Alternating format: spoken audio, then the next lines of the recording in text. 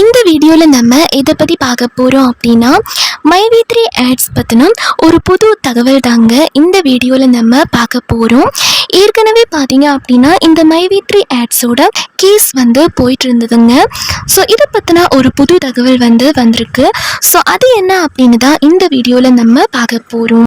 இந்த மைவி3 ஆட்ஸ் கம்பெனியை நம்பி இருக்க மக்கள் பார்த்தீங்க அப்படின்னா இந்த மைவி3 ஆட்ஸ் திரும்பவும் ரீஓப்பன் பண்ண போகிறாங்களாம். அண்ட் இந்த மைவி3 ஆட்ஸ் திரும்பவும் வருமா? ஸோ இந்த மாதிரி நிறைய பேர் எதிர்பார்த்து காத்துட்டு இருக்காங்க.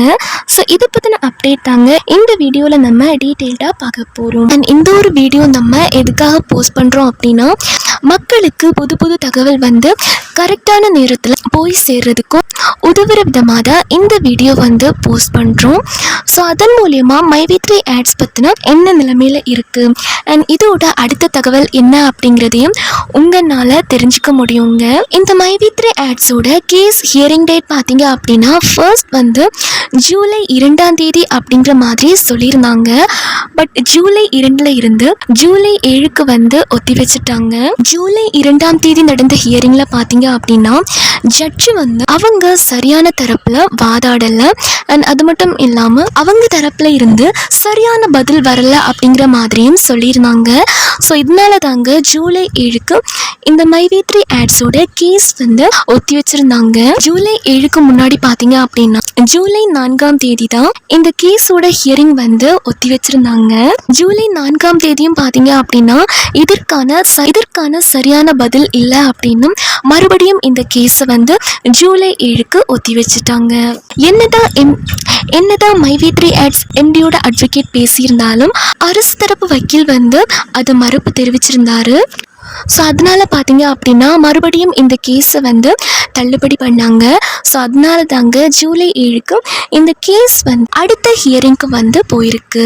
இதை பற்றி சோஷியல் மீடியாவில் நிறைய பேர் என்ன சொல்கிறாங்க அப்படின்னா எதிர்பார்த்து ஏமாற்றம் தான் மிச்சம், இன்னும் எவ்வளோ நாளைக்கு தான் காத்திருக்க வேண்டி இருக்கும் அப்படின்னு தெரியல.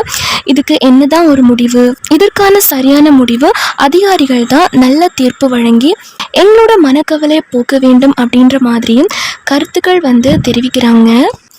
ஸோ கோர்ட்டில் சரியான தீர்ப்பு வரணும் அப்படின்னா நல்ல தீர்ப்பு வரணும் அப்படின்னா அரசு தரப்பு வக்கீல் கிட்ட இவங்க பேச வேண்டி இருக்குங்க. ஸோ மைவி3 ஆட்ஸ் எம்டி தரப்பினர் சரியாக பேசி புரிய வச்சாங்க அப்படின்னா இது ரிலேட்டடாக நல்ல ஒரு தீர்ப்பு வரதுக்கான சான்சஸ் இருக்குது அப்படிங்கிற மாதிரியும் சொல்லியிருக்காங்க.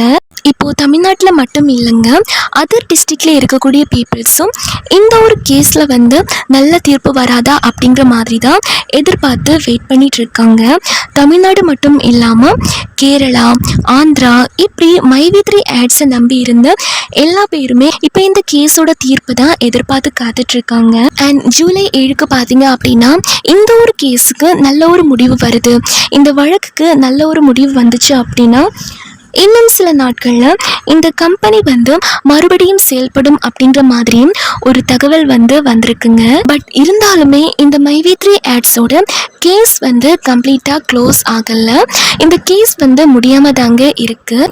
ஜூலை 7 என்னதான் நடக்க போகுது அப்படிங்கிறத நம்ம பார்ப்போம். அண்ட் அதுக்கு முன்னாடி ஏதாச்சும் புது அப்டேட் வருது அப்படின்னா அதை நம்ம சேனலில் வீடியோவாக போஸ்ட் பண்ணி உங்களுக்கு இன்ஃபார்ம் பண்ணுறேன்.